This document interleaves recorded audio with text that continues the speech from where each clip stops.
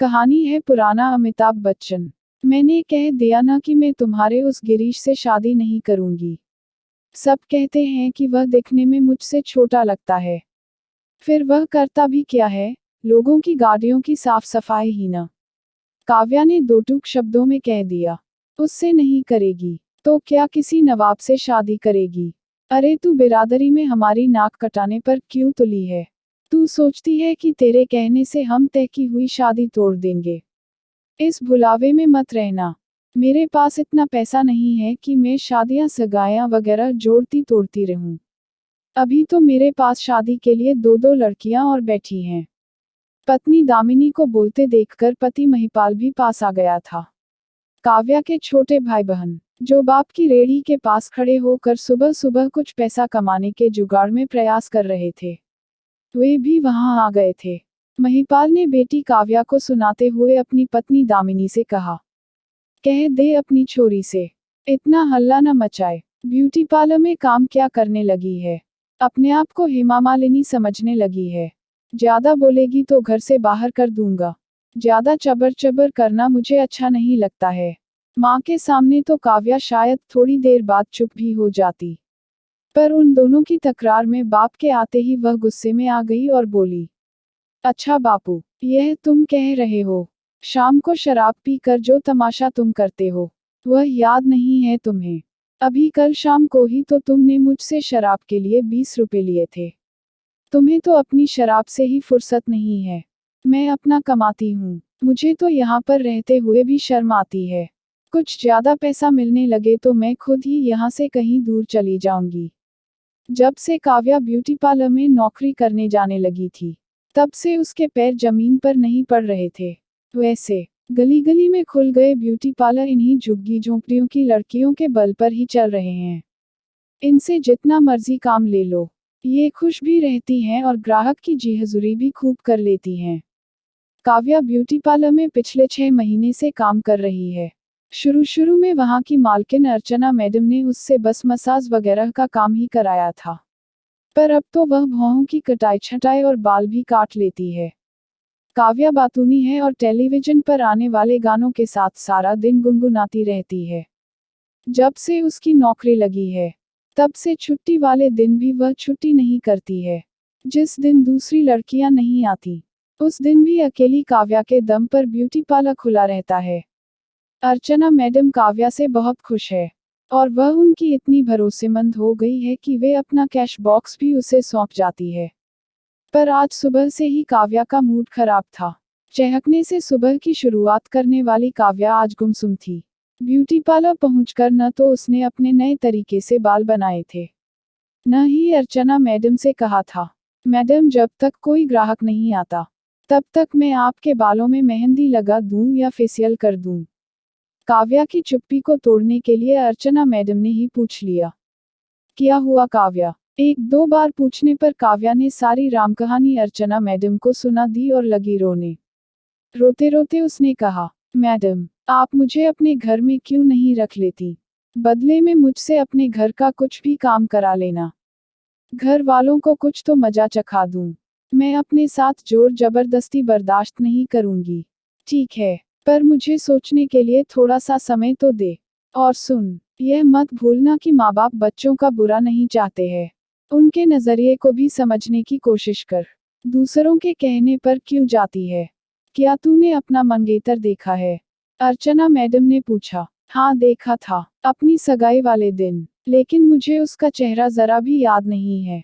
अभी वे दोनों बातें कर ही रही थी कि साफ सफाई करने वाली शीतल ने कहा, बाहर कोई लड़का काव्या को पूछ रहा है। लड़का? काव्या चौंकी, कहीं गिरीश तो नहीं? मैं किसी गिरीश को नहीं पहचानती, शीतल ने जवाब दिया। जो भी है, उससे कह दो कि यह औरतों का ब्यूटी पार्लर है, मैं लड़कों के बाल नहीं काटती। काव्या बोली, अरे इतनी देर में उससे मिल क्यों नहीं लेती? अर्चना मैडम ने कहा। काव्या बाहर आई तो उसने देखा कि सीढ़ियों पर एक खूबसूरत सा नौजवान चश्मा लगाए, जीन्स जैकेट पहने खड़ा था। कौन है ये? शायद किसी ग्राहक के लिए मुझे लेने या समय तय करने के लिए आया हो। काव्या ने सोचा और बोली, आपको जो कुछ पूछना है, अंदर आकर मैडम से पूछ लो। मैं तो आप ही के पास आया हूँ। वह नौजवान मुस्कुराते हुए बोला, कहीं बैठा होगी नहीं, मैं आपको पहचानती नहीं। काव्या ने सक पकाते हुए कहा, मैं गिरीश हूँ। हाय, काव्या झेपी, मेरा मतलब आप यहाँ। थोड़ी देर तक तो उससे कुछ बोला नहीं गया। पहले वह जमीन की तरफ देखती रही, फिर आंख उठाकर उसने उस नौजवान की तरफ देखा, तो वह भी एकटक उसकी ही तरफ देख रहा था। काव्या फिर झेप गई। बातूनी होने पर भी उससे बोल नहीं फूट रहे थे। तभी बाहर का हालचाल जानने के लिए अर्चना मैडम भी बाहर निकली। काव्या की पीठ अर्चना मैडम की तरफ थी और वह उनके रास्ते में खड़ी थी। रास्ता रुका देखकर गिरीश ने काव्या की बांह पकड़कर एक तरफ खींचते हुए कहा, देखो ये मैडम जाना चाहती हैं, तुम एक तरफ हट जाओ। गिरीश के हाथ की छुअन के रोमांच पर काव्या मन ही मन खुश होते हुए भी ऊपर से गुस्सा कर बोली, तुम मुझे हाथ लगाने वाले कौन होते हो? इसी बीच अर्चना मैडम वापस अंदर चली गई। अरे अभी तक नहीं पहचाना? मैं गिरीश हूँ, तुम्हारा गिरीश। माँ और बाबूजी कल तुम्हारे यहाँ शादी की तारीख तय करने के लिए गए थे। मैंने उनसे कह दिया था कि मुझसे बिना पूछे कोई तारीख पक्की मत कराना। सोचा था कि तुमसे मिलकर ही तारीख तय करूंगा। इसी बहाने एक दो बार मिल तो लेंगे। चलो, छुट्टी ले लो, चाहे तो शाहरुख खान की नई फिल्म देख लेंगे या फिर किसी रेस्टोरेंट में पिज्जा खिला लाऊं। गिरीश ने अपनी बात रखी। काव्या के मन में लड्डू फूट रहे थे। अच्छा हुआ कि वह सुबह गुस्से में अर्चना मैडम के घर रहने नहीं पहुंच गई। मैं घर पर तो बता करके नहीं आई हूँ, काव्या ने नर्म होते हुए कहा। तो क्या हुआ? चोरी छिपे मिलने का मजा ही कुछ और है। और फिर मेरे साथ चलने में तुम्हें कैसी हिचक? देखती नहीं, सब फिल्मों में हीरो हीरोइन माँ बाप को बिना बताए ही घूमते हैं, गाते हैं, नाचते हैं, गिरीश बोला।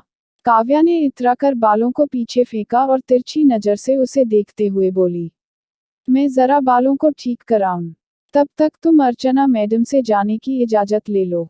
फिर जाते जाते वह रुकते हुए बोली, आप कुछ ठंडा गरम लेंगे?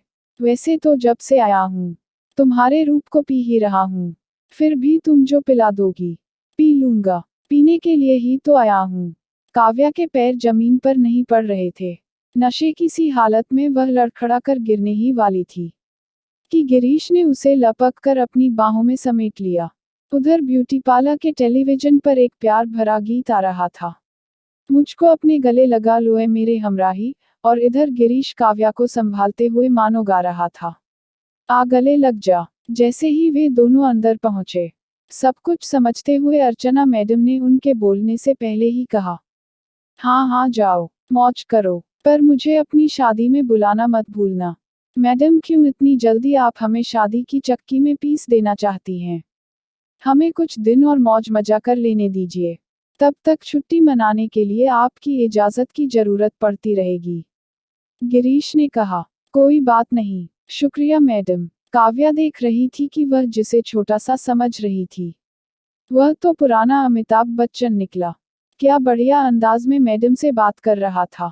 काव्या सोच रही थी, माँ जो तारीख कहेंगी उसी तारीख के लिए मैं हामी भर दूंगी, तब तक मेरा हीरो इधर आता ही रहेगा। गिरीश काव्या को देख रहा था और काव्या गिरीश को। हालांकि उन्होंने बाहर जाने के लिए सीढ़ियों से पैर नीचे रखे थे, मगर उन्हें लग रहा था कि वे दोनों उड़ रहे हैं। अगर आपको कहानी पसंद आए तो लाइक और शेयर कीजिए और चैनल को सब्सक्राइब करना मत भूलिए।